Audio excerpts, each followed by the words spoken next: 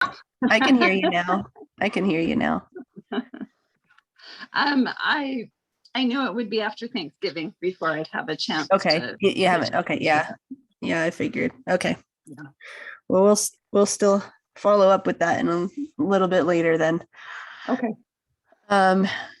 Amber, did you have something you wanted to share? Or a question?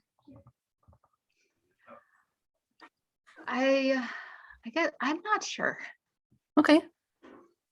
Not sure about what question to ask, or not sure about a question that you want to ask, but you're wondering if you should ask it.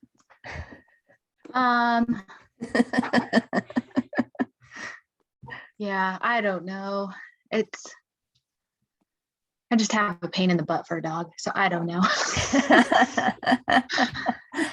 Okay, Debbie and Amber, I have a video that I was actually watching this morning, and I thought it would be actually pretty relevant to Amber's situation. And this might be helpful for Debbie as well. I don't think Abe is anywhere near this crazy dominant reactive. And let me preface this. It's a 10-minute video. We're going to watch it together and discuss it. But Amber, I'm going to preface this. Lunar is not dominant, aggressive, reactive. She is fearful, reactive.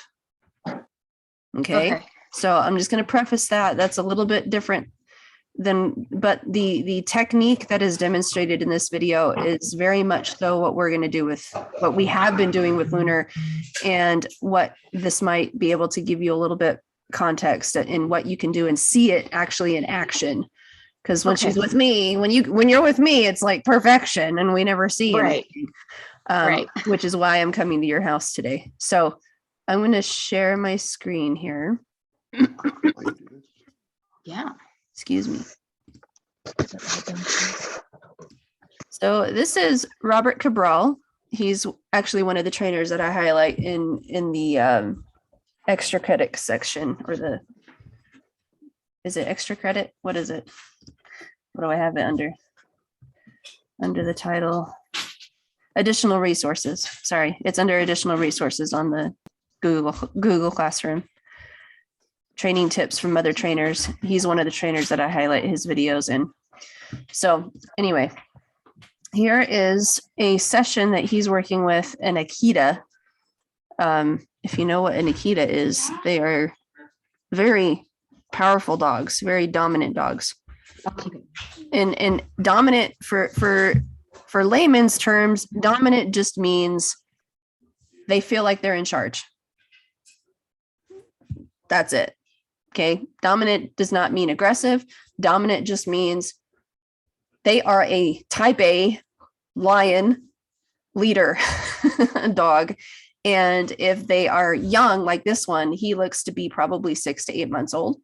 If they are young, right in the middle of puberty and dominant, then that's a recipe for reactivity, which is what we're going to see here. Okay. You tell him what to do, and as soon as he breaks that, tell him Let me know if the volume's good.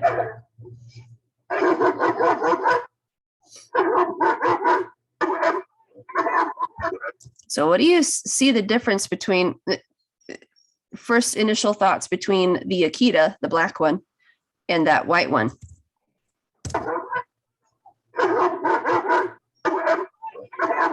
Who's making all the noise? I don't know. Which dog is making all the noise? What to do, and as soon as he breaks that, tell him no. Good. The black dog's making most of the noise, but I can hear the white dog, but his pitch just seems higher. Kind of. Okay, so the black one, the Akita, he barked just a couple of times. Okay. He was the first one that barked. Okay. He just barked a couple of times, and he's acting out of excitement. Okay. That white one, the white one. Good. See, he's excited. See how he's moving back and forth and he's all excited? Look at that white one. What is that white one doing? He looks afraid. That white one is ready to attack. Yeah, that white one is ready to attack. Yeah. It's going like this, full on higher pitch, right? Right. The black one, the one that Robert is actually working with, the Akita, he's just an immature teenager that's just being like, oh yeah, okay, yeah, I want to play. Let's go. Yeah, that'll be fun. See how he's bouncing around a lot? Yeah. Okay, so a bouncy, happy-go-lucky, yes, dominant, seemingly aggressive dog can cause another dog, the white one, to be very insecure and to be very, very aggressive. Okay, you see that? All right, we're gonna watch the rest of the video because I'm gonna skip through his intro. Let's do some real world. Okay. Public. So that was like the explosive section that's like the, ooh, this will be an interesting video. Now we're going to go back in time and watch the rest of the video in its So here we're entirety. going to socialize Max, who has not been socialized that much in public. We've done a lot of training, but let's see how it works out. So Robert's doing a little bit of voiceover to let you know the context. So like many dogs that have been born and grown up in the pandemic, he's had very little socialization. Okay. So early socialization. So out when they get him out in public, like his obedience is actually really good. They've been working together for months now, working on his obedience, but in a sterile environment. Okay. Sterile meaning low distraction environment, not a whole lot of triggers to get him going crazy. But his owner wants to be able to walk him around town because that's where he lives. That's where he goes for his daily walks. Okay. So he wants to be able to take him out around town, and he can't because Max is just all over the place. Okay. So he's going to bring up a couple of things, couple of points that will help you on your walks. And even in your home, Amber, because I know your Right problem here, see is if you can more see at the home. warning signs on Max. Dog's wearing a scarf, so he's probably going to want to meet. Okay. Perfect. And here I want to focus on what can you really do in this kind of an environment. So actually this lady with the white dog, this was not planned. She just happened to walk past them and then walk past them again. Okay. So I want to bring back here. Robert actually mentions the warning signs. Can you see any warning signs on Max as they're heading towards this lady? Probably going to want to meet. Okay. That's a little early. See Hold if you on. can see the warning signs on Max. Dog's wearing a scarf, so he's probably going to want to meet. Okay. Do you notice anything that was leading up to that? Very subtle. As a dog trainer, I can see it. I see it immediately, but I want to teach you guys what to look for. Well, I see that he Okay. jumped forward just a little. So leading up to this, he's smelling and sniffing and distracted by all the stuff around him. And then what happens? Just before the jump, the jump is I moving. wondered if it was Like before. eye contact, maybe? No, what? Yeah, watch him. Watch Max. Right here, see if you can see the warning signs on Max. Dog's wearing a scarf, so he's probably going to want to meet.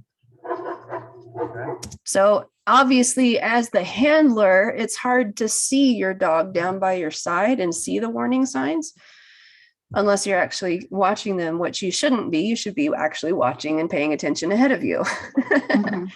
But as something that we can see from the beginning is his tail position, and his ears are constantly like this, and then he puffs himself up ever so slightly. Just watch. See the warning signs on Max. Dog's wearing Let me back up a little bit. So he's fine here, and then the leash automatically goes tense He's probably going to want to meet. right there, Okay. and then he gets all excited. He's not aggressive. Here I want to Okay. focus on what can you really Okay. do in this kind of an environment. So Max is not aggressive. He's excited and wants to go and meet that other dog, but he's just immature and naive, not knowing that that other dog will actually probably severely hurt him. And he's just amped up now. Want to meet that dog. I mean, that's already a disaster. Yeah, Robert's already pointing out, yeah, that's not a dog you want to meet. Okay.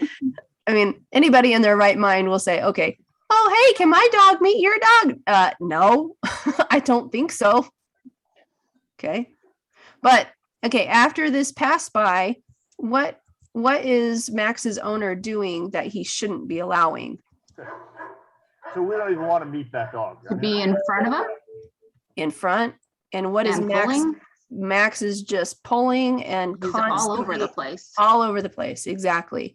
So Max took all of that excitement from wanting and that frustration, wanting to meet that other dog, and he's now trying to just okay. Just release So it. he's still stuck in that mindset, and you'll see in a minute how that can actually be a detriment to your walk in with your relationship with your dog. Hey, quiet. The dogs are whining and reacting to the But video. So I think one of the things going on, I think the prong. So is he's making him a doing little more wound spins. up, right? He's So pulling let's just go still. over here. Let's unhook the prong and keep him on the fur saver for. Okay, so Robert brings up something really. Okay. So let's just, I think one of the things going on, I think the prong is making him a little bit more wound up. Aha. Mm. What did I mention with you, Amber, on our first visit? That Lunar is so sensitive that the prong collar would not be a good idea. Exactly. And I gave you a different tool, right? Yes. So this guy, he's been using a prong collar, which isn't bad, right? He's been using a prong collar to teach his dog not to pull, okay? But in a situation like this, he's pulling. He has been desensitized to those prongs in his neck. Okay? So Max couldn't care less about the prongs. Okay? So the prong collar is literally doing nothing. If anything, it's actually making the situation worse. He's getting Max more amped up. Okay? Okay. So they're going to switch. They're not going to use a training tool. Actually, they're using what's called a fur saver collar. And a fur saver, just as its name implies, it's not going to damage his fur. Okay. So they're just going to switch to a different collar, a normal Unhook the prong and keep him on. the normal fur collar. saver. It's not going to help any way with the training per se. And the reason I'm saying that now is only because he's pulling against that leash and we don't have the ability, like in the park, to give him that long line and the correction. So we're gonna just take it off and put him on the fur saver. So remember our last pack walk, actually the last couple of pack walks. If there's constant tension on the leash, can you give a correction? No. Exactly. And that's exactly what Robert just brought up, is because Max is already pulling on the prong collar, there's no benefit to having it on. Okay. So, and he mentions they've been doing training at the park. And when you give your dog extra leash, less tension on that leash, now you can actually give a correction. So they've been using the prong collar in different contexts in a different area at the park, right? Because it's more effective. Now he gets to the end of the line and they can give a pop, right? And now he's able to pay attention. But in this context, whether it's tight quarters, they can't have him on a long line. Okay. He would get tangled up in all this stuff that's around him. Plus it would be too much leash for him and he would probably get in trouble. But they can't use a prong collar in this context with it being so tight quarters and constant tension on the leash. There we go.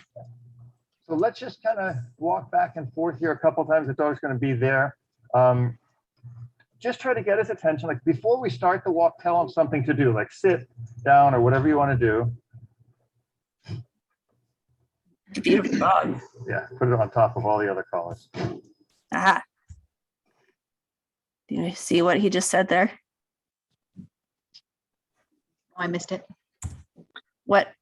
He said, put it on top of all the other collars, and I'm confused by that. Yep. Put the collar that he is using that's attached to the leash needs to be the top at the highest point. Oh, okay. Okay. I'm thinking you put it over the other collars. Gotcha. No, put it on top. So On top. at the highest point on the neck. So a dog's neck is cone shaped, right? So at the top of the head, right where the neck attaches to the head, is skinnier than the base of the neck where it connects to the shoulders. So when you're using a training tool or even just a simple fur saver or flat buckle collar, that collar, whichever collar is attached to the leash needs to be the one at the top, at the base of the neck or at the base of the head. Okay. Then all the other collars, your prong collar, your regular collar, your e-collar, whatever is attached needs to be down below. Okay. See what I'm saying? So the one that's attached to the leash needs to be at the top. Okay. Most people only have one collar on, and that's perfectly fine. But that collar needs to be up here, not down here. See? Okay. Yeah, put it on top of all the other collars. Perfect. That's it. No, nope. Good, perfect. Okay, so we just walk down like 5 paces and then come right back. Don't even let him engage with that dog. Put him over here, and he's got to pay attention to you, tell him what to do. And as soon as he breaks that, tell him no. It's always more important. So there's that other lady. Do you see her in the back? She's on the left-hand side. Yes. She's coming back, and that dog is peeing on the tray. Okay. Robert's going to bring something up about marking in a minute. Tell the dog what you want them to do. And don't put him in a corner. Like you want him to be able to go back just a tiny bit. There you go, perfect, like that. Correction, max. Good, perfect. And keeping the dog dialed in will help.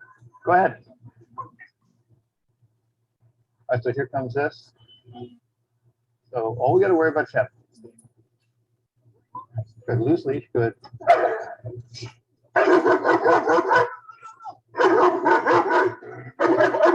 Walk him.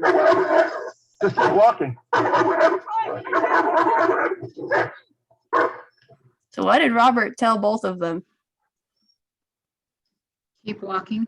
Keep walking. The lady is like clearly out of her league here. Okay. She's and this is no detriment. Like I'm not judging her by any means, but I'm just saying, like, if you have that big of a dog and that severe of reactivity, she needs help. And she needs to step up to the plate and be that dog's leader, not allowing that dog to go and pee on everything and mark his territory and act dominant like that. Okay. Now let's go back. Yeah. Well.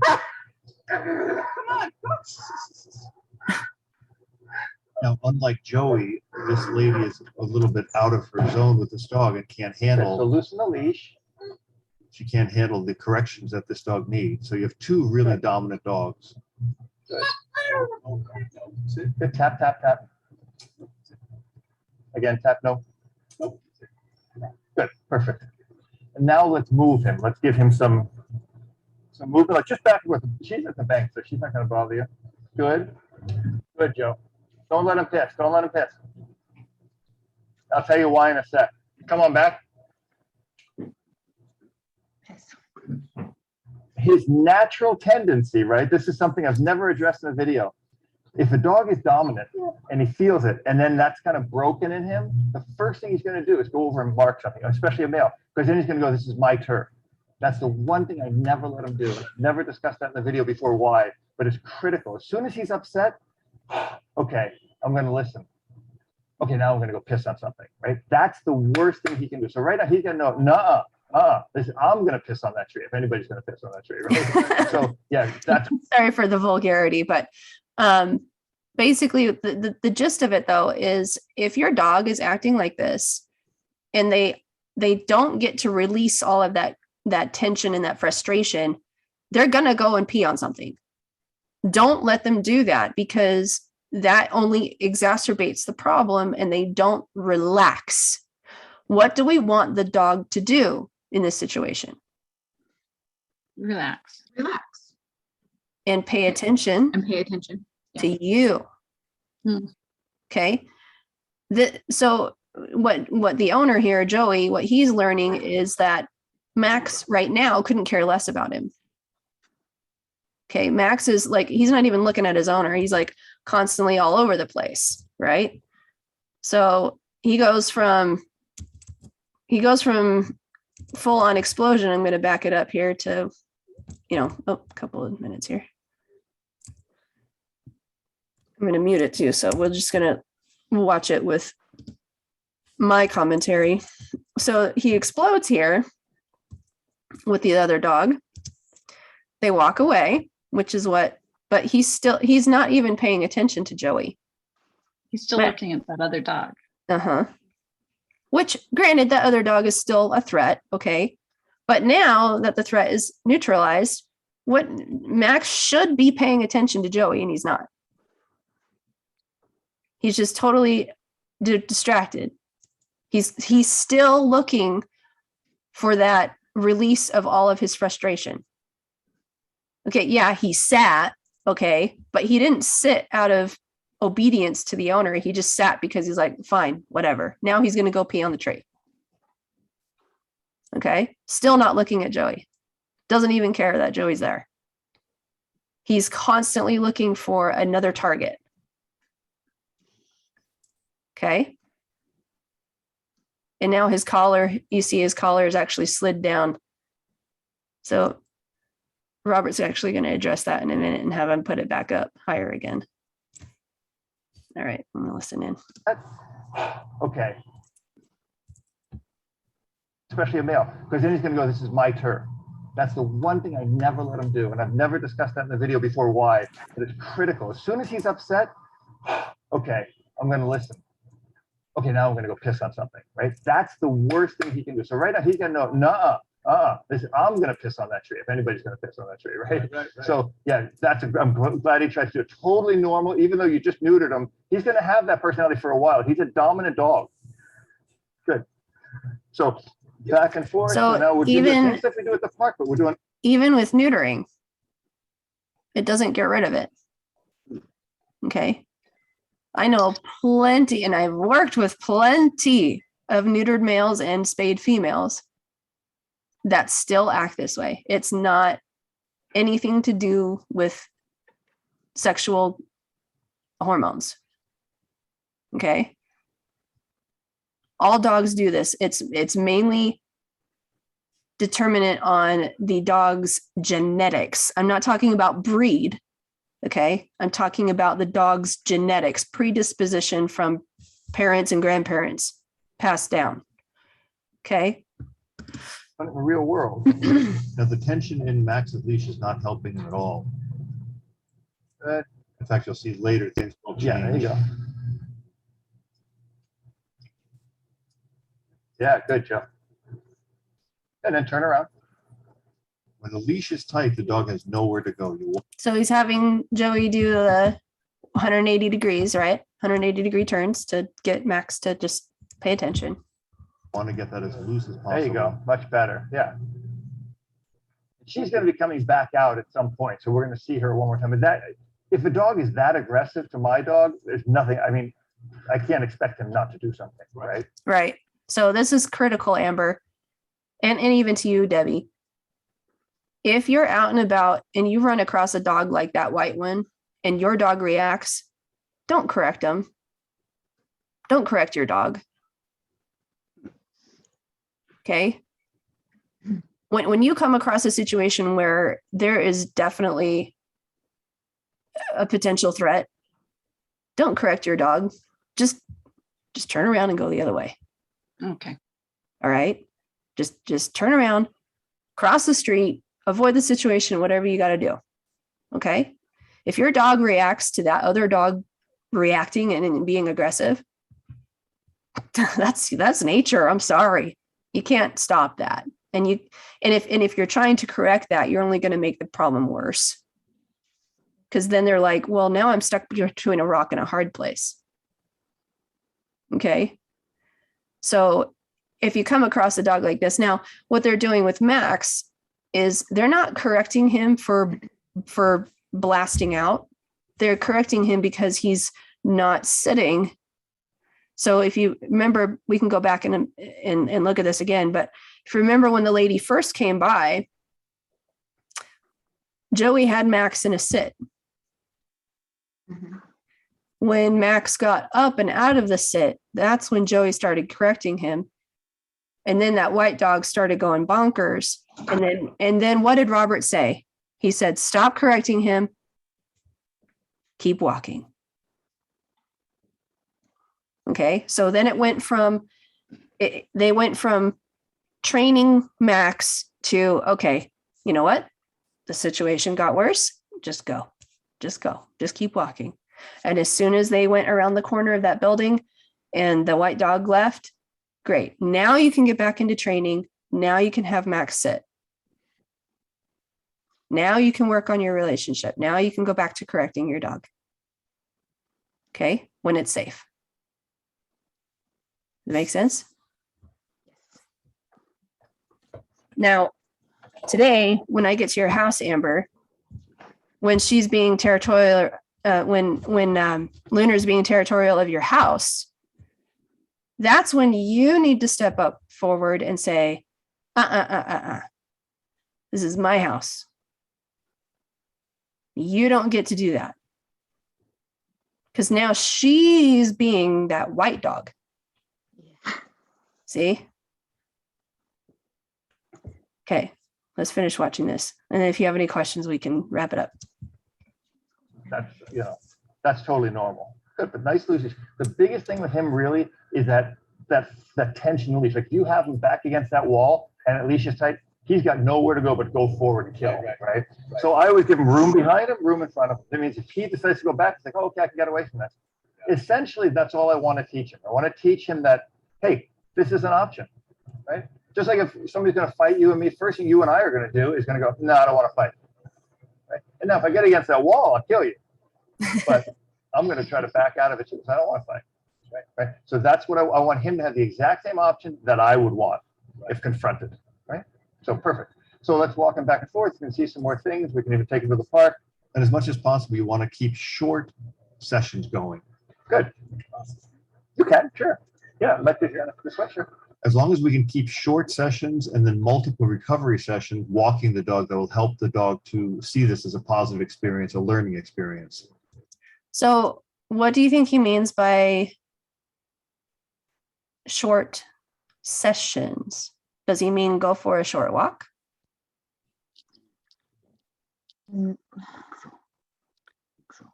Because we still have like another 4 minutes on this video.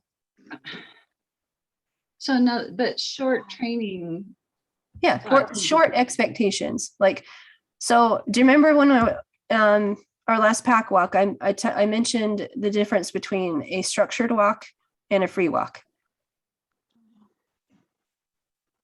Do you remember what that was?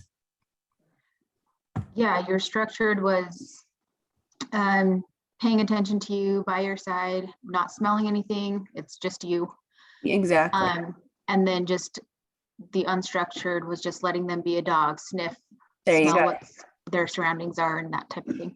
So that's what they're going to head out and do right now. So before they were doing a structured walk, trying to get him to pay attention and disregard the craziness around them. So now they're going to go across the street, away from that incident, away from that area that is amping Max up. Okay. They're going to walk away from that area and they're going to go find a quiet spot and they're going to let him be a dog for just a few minutes. Go straight.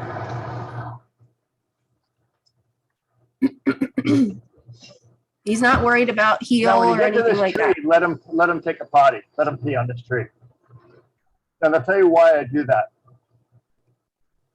The first part of the walk, I demand you engage with me. Mm-hmm. No, I'm going to be fair and let you pee, but it's going to let him see, okay, I got to listen, then I get to do what's natural. I get to pee, I get to do whatever. But then if he doesn't pee now, then he doesn't have to pee. Then everything else is just going to be marking and posturing, and that's what he's not going to get to do. Okay, so see that? So at the beginning of your walks, demand attention. Okay?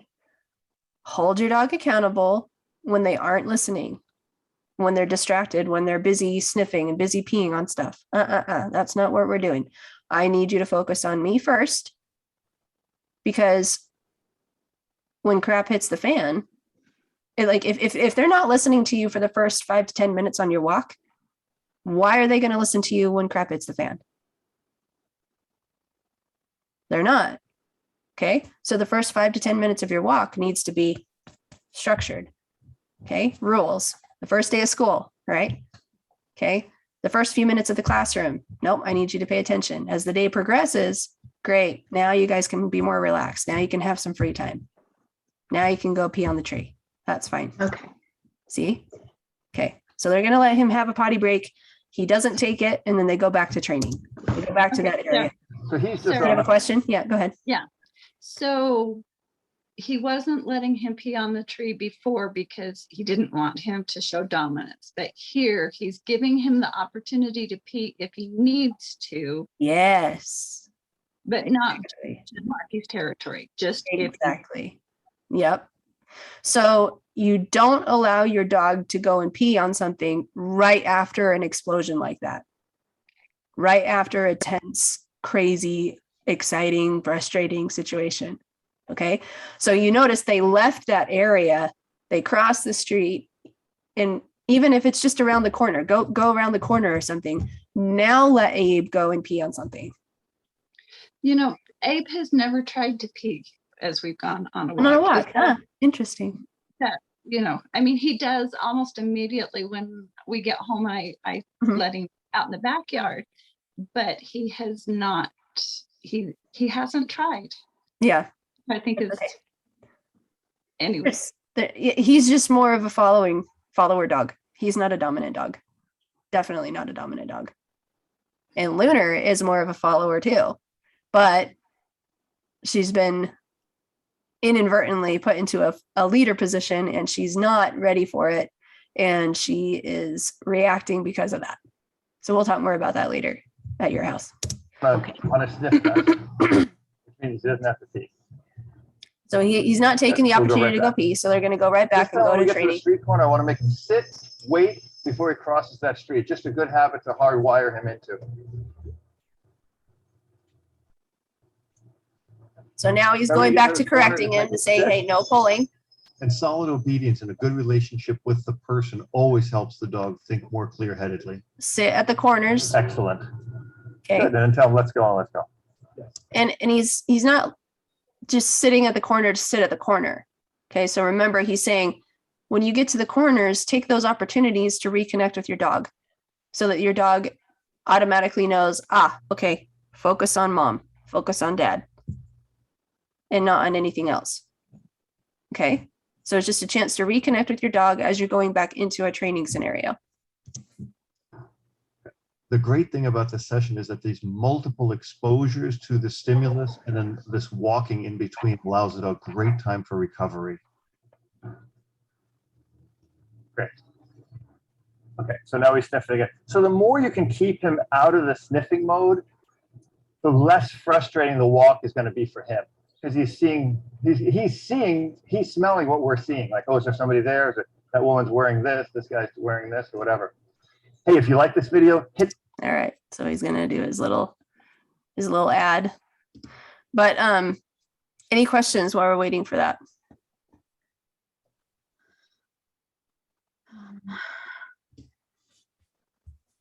So he's taking him back to the place where he was being reactive Yes. and where the other dog was being reactive to help him that it's not the location. You can walk past here and be okay.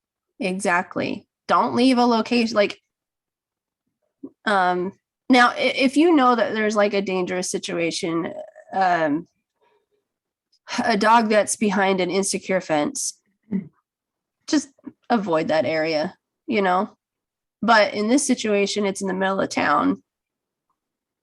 Don't let your fear or your dog's fear of or expectation of this area constantly ruin your walk. Okay. So don't, it's like coming to my house. If you'd had a bad experience at my house, don't let that ruin the experience later. Don't let that ruin the training later. Come back to the house, come back to your place, come back to wherever you had an incident and walk your dog and just say, look, that was a one-time fluke thing. It's okay. Move on. Don't get stuck. Okay. All right. A few more seconds or a few more minutes of this and then we're done with this. Whoops.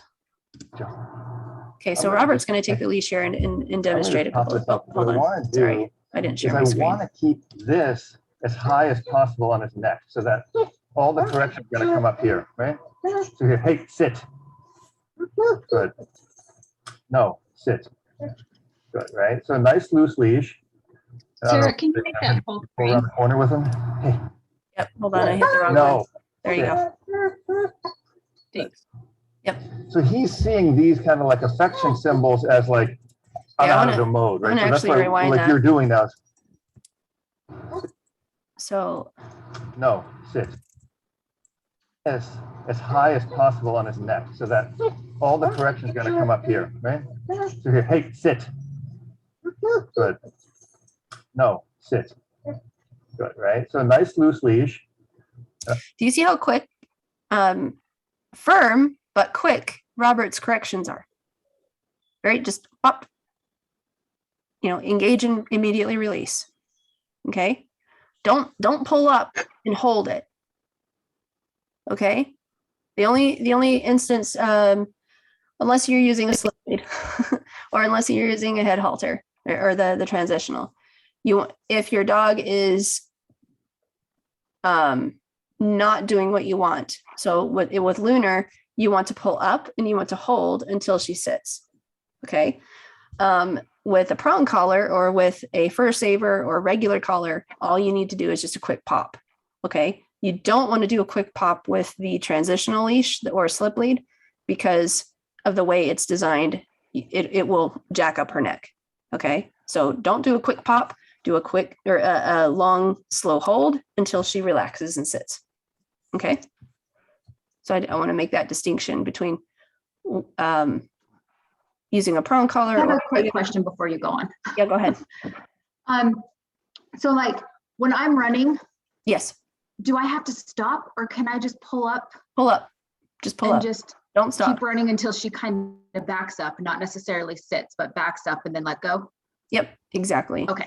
Yep. No need to stop. And that would ruin your whole running It situation. would. Okay.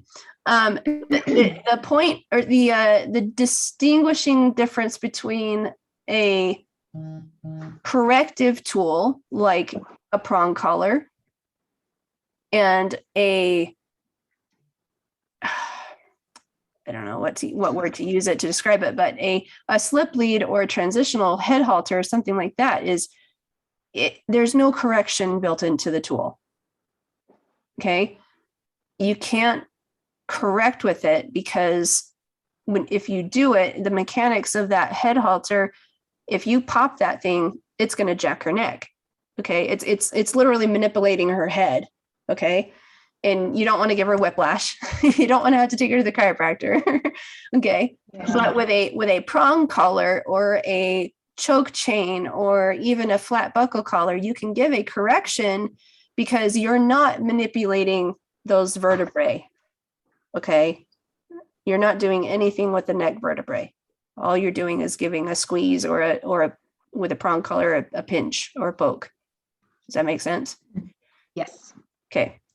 All right. So now I want you to watch not just Robert's corrections, but the timing when he actually gives a correction. Correction's going to come up here, right?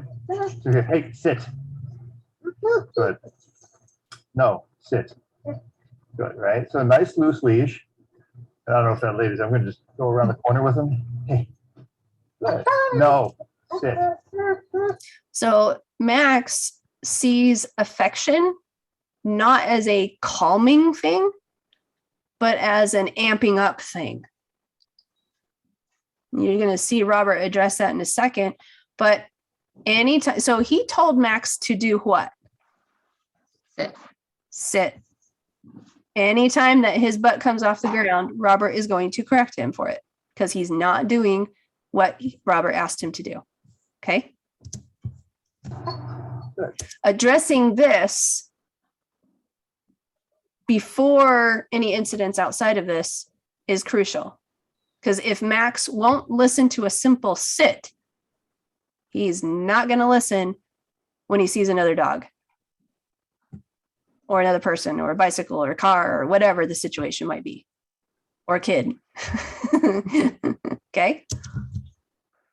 So he's going to, So he's seeing these kind of like affection symbols as like, I'm out of the mode, right? So that's why, like you're doing now, no, sit. But he has to know this is kind of a calming thing, not a wind me up thing. Good, that's good. So if he goes to that, it's even better. Max, let's go. Give him enough leash so he's not on a tight leash, right?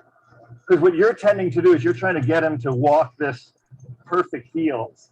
Yeah, and that's going to come with maturity. But right now, if you nag him into it, he's going to constantly be like, tight leash. So instead, when I'm walking him here, I'm going to say, hey, Max, let's go. I'm going to walk and I'm going to give him a little bit. Then that's where I'm going to correct him there. that would be the perfect opportunity. So in Robert's situation, how he's holding the leash, he could easily switch back to the prong collar, even in the tight quarters right here, because Robert is actually giving the dog more 4, 5, 6 feet almost of leash, right? It's still short enough that if he does get into tight quarters, he can easily take up the leash and let his hand slide down and gather him up. But he's also allowing Max to be a dog, but in a controlled situation. This isn't a structured walk. This is more of the free walk, but allowing that dog to make mistakes and correcting him and showing him exactly where he needs to be. Okay. Right? So give him, let him see this. Hey, Max. And keep him kind of engaged without, pestering him. But make this a little bit more loose, because this whole idea of trying to keep him right next to you is going to be something that's going to develop more in his maturity than through your teaching. See, like here, see what he does when it's loose? When it's tight, he's fighting you. When it's loose, he'll give in. Good. Right? And you got to be this dog. If you're a good boy. See, okay, there you see this dog. So let's see what I can do. Hey. Max. Good. So I'm just going to keep moving. Hey. So how he's giving Max the leash, and then he's able to correct. Okay. But he took that moment of Max getting excited by that other dog. Right. And you got to be this dog. So there's the warning signal. Robert's going to walk away, pop the leash. Now, so Max caught himself there. Did you see that? So the first pop, Max is like, oh, okay. Nope, I want to engage with that other dog. So now Robert is popping the leash. Now he's going to have him sit, and he's being a stinker about it. I know. Sit. Good boy. And all of that is, Max is not turning around to bite Robert. Max is saying, I'm frustrated. I really want to go see that other dog. Okay. And as much as he responds to that, it's obviously not aggression. He's just startled. He's just trying to do something. And you just keep doing what you're doing. Good boy. And then you got him to a reward place. But yeah, try it with a little bit looser leash. Do you want?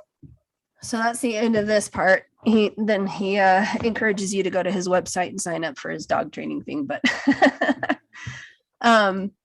any questions about this? And did that help spark any ideas for your training with your dogs? I guess I'm still just a little confused about going back and forth between structured and non-structured in the middle of a walk. Mm-hmm. So at the very beginning, first 5 to 10 minutes, it's structured. Ask for his attention, walk with him, maybe a block or two. Okay. And then once the both of you are in sync and you've got a nice little groove walking, awesome. Reward him with a little bit of freedom, some free time. So that's when you give him the full leash, let him go and pee on stuff, let him sniff around and check his Facebook feed. Okay. Then when you're ready to move on, give him a couple of seconds, 30 seconds, minute to sniff and pee and do his thing and be a dog. Great. Now gather him back up, do a structured walk again, just to re-engage, stop at corners, ask him to sit. Awesome. Reward him. And the more that you do that, so think of it this way. Use the free walk as a reward for his good behavior on a structured walk. Starting with a structured walk first. So like with and I understand like stopping and letting him sniff around, but when walking, when giving him, as he was talking about that, that walking right next to him would come with maturity. Yes. So Maturity. And I want to add another word, relationship. okay. Okay. So I think this is where my question is as far as structured or non-structured is when you give them the full length of the leash to kind of walk around, and when do you have him walk right next to us? So I'll tell you what I do with my dogs, because I have 3 very different dogs. One very dominant, which is Chico. Imagine that. Imagine that, the little Chihuahua. Are you kidding me? Okay, so I'll end with this, and this will be our closing thing. So with my 3 dogs, Chico, all 3 of them, I start out with a structured walk based on each individual dog's behavior and how well they're following me. And by following, it's not just not just like they could be in front of me. Okay. I allow my dogs to be in front because they're not reactive. They're not going bonkers at the end of the leash. Okay. I will allow my dogs to forge ahead a couple of paces in front of me. But what I mean by following is their mindset. When I ask them to stop and I ask them to sit, are they doing it immediately? Or do I have to nag them? Okay. If I have to nag them and say the command or give them multiple pops on the leash or corrections to get them to do what I ask them to do, they're not in follower mindset. They're in leader mindset. And I can't have them in leader mindset because they'll get themselves into trouble, and they'll probably knowing my dogs, unless you have like that perfect dog that never does anything or can go up to another dog and that other dog being a jerk face in their face and they're like, whatever, and they can walk away like that. Like I can't really think of a dog that I know because I work with all the bad dogs. But I don't know if you've grown up with a dog or had a dog in your lives that literally they could do anything and they wouldn't get themselves in trouble or another dog in trouble or a person in trouble, but they can, those dogs are few and far between. Those are unicorns. Okay. Spooky's getting there, but she's still very young. She's only 1.5 years. Okay. Spooky won't cause problems.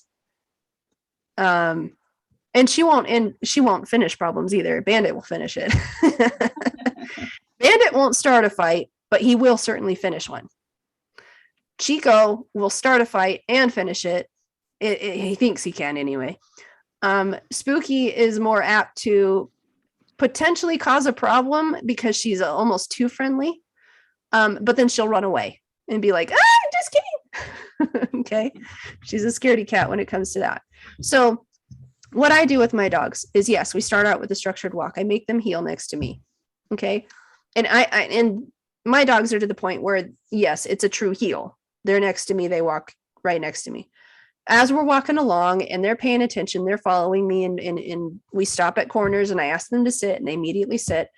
Whichever dog is quicker gets a little bit more freedom. And now they can start being a free dog. The other 2 or the 3 or 1, they have to wait until they give me something and that show me that they're willing to listen.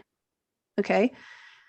and sometimes we get to the park and sometimes they don't even get to get off leash because they haven't proven to me that they can handle it.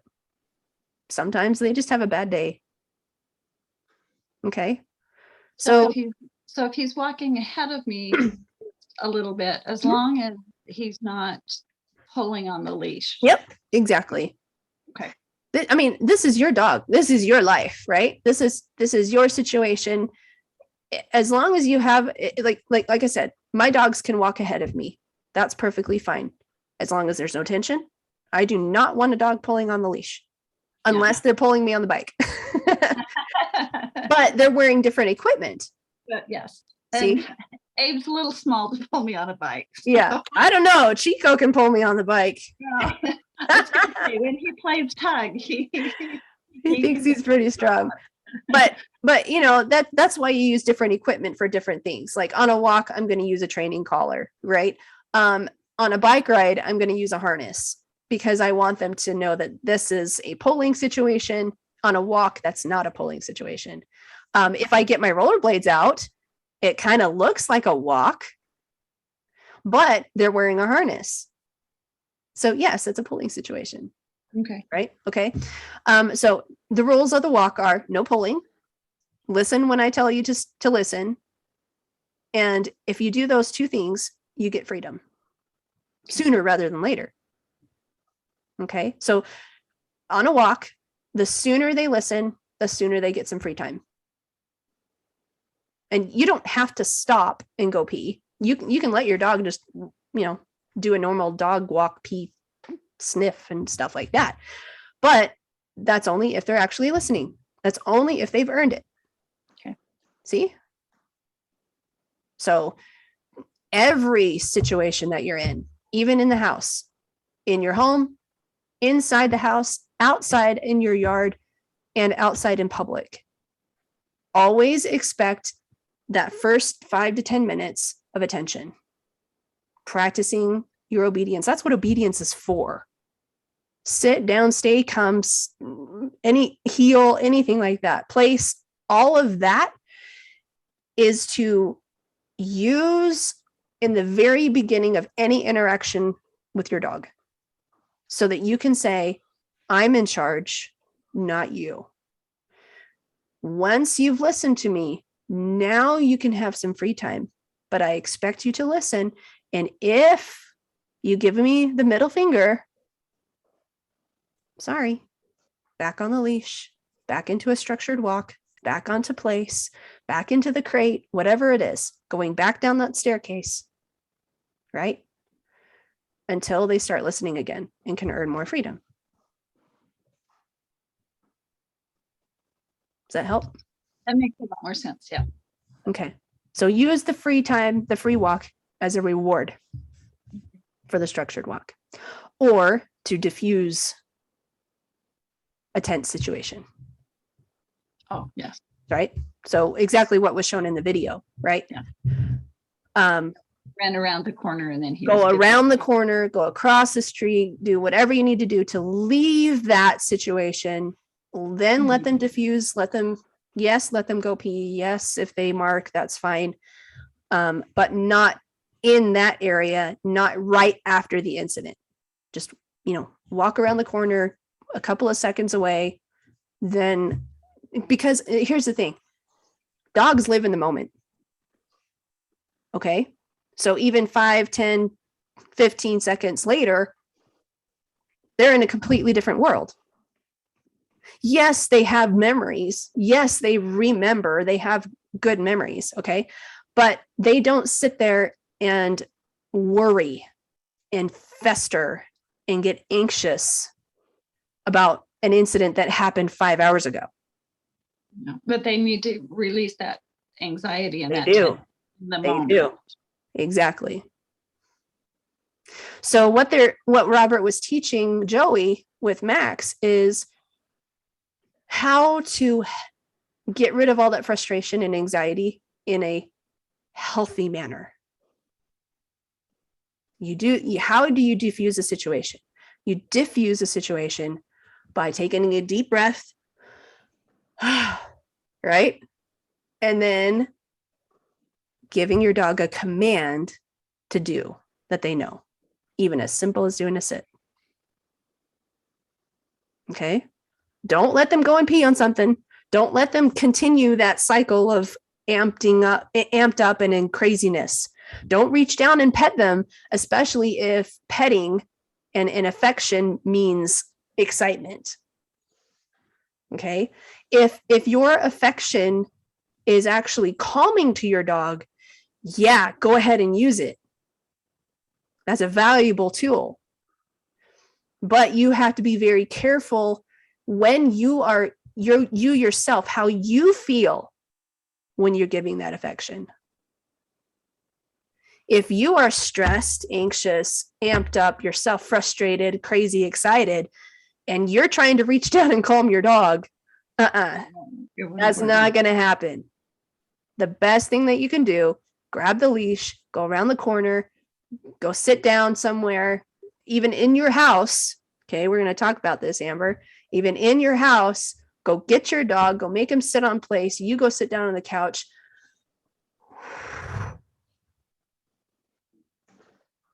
Now address your dog. Now give them affection because you are in a better space, in mindset and in your heart.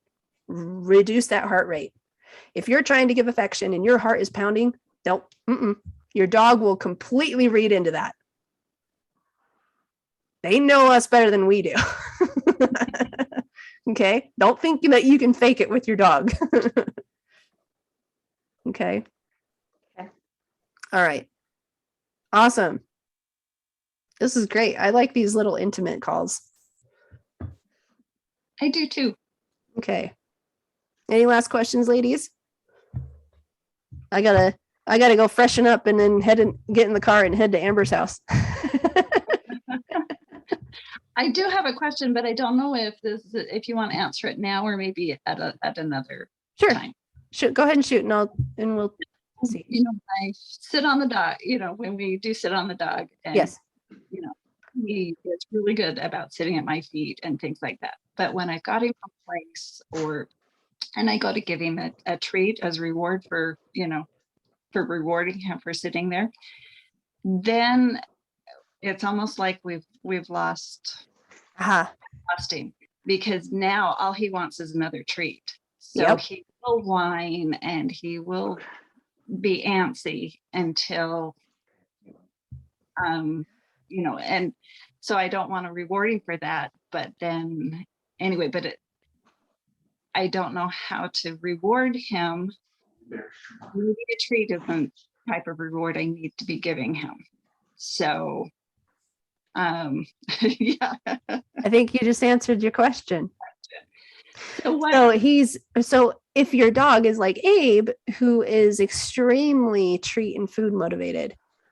Yeah, but that's only been the last 2 months. Yes, that's true. But you found some nice treats. And he's getting all those nutrients and vitamins that you've been feeding him for the last little bit. So yeah, I'm not surprised that his dietary and food motivation has changed. Okay. So kinds of or should I reward him? Well, here's your thing. Here's the question you should ask yourself. What is your goal with sit on the dog? And you don't have to answer. This is a rhetorical question. What's your goal with the walk? What's your goal with place? What's your goal with teaching him anything, any obedience things? What is your goal? What is your end goal of that training session? Okay. If you're trying to get him to relax and calm and be next to you and in preparation for like doorbell etiquette, and stuff like that, or when the grandkids come over, affection a reward is not necessary. Simply being with you is a reward. Proximity is a reward. To a dog, rewards can mean anything, like food, water, shelter, proximity, affection, praise. You can just simply reach down and say good boy, or look down and make eye contact and say good boy. That's it. Okay. So that way you're giving him a cue saying, yes, what you're doing is exactly what I want you to do, but I want you to keep doing it. And so your tone of voice, how you say it, also needs to be encouraging that current state of mind or what you want him to do. If you want him to get up and be all excited and be happy-go-lucky, then sure, shower the treats down and get down with him and be all happy and high-pitched voice and baby him. Go for it. Right? But if your goal is to teach him how to be relaxed and calm when people come over to the house, you yourself have to be calm. Yeah. And any reward that you give him has to represent calm. Just like with Robert's lesson. When he reached down and petted Max, what did Max immediately do? Right? Mhm. So then Robert's like, aha, your affection, how you're giving rewards to Max is actually detrimental to what your goal is with this walk. So, affection, petting, hands-on physical touch for Max is extremely heightening and exciting. So what Joey needs to learn is not to use physical touch and affection in that context. Maybe for Max's situation, the best thing that Joey could do is drop a treat. He had a treat pouch on his belt. The best thing for Max in that situation probably would have been a treat. Because to me, Max, in my dog trainer brain, Max does not strike me as a overly treat motivated dog. He's very physical touch, not so much treat. But you can, in that context, I would use more treats in that situation because Max, the treat is rewarding enough to say good dog, but not so rewarding that it totally destroys the goal of the session. Does that help?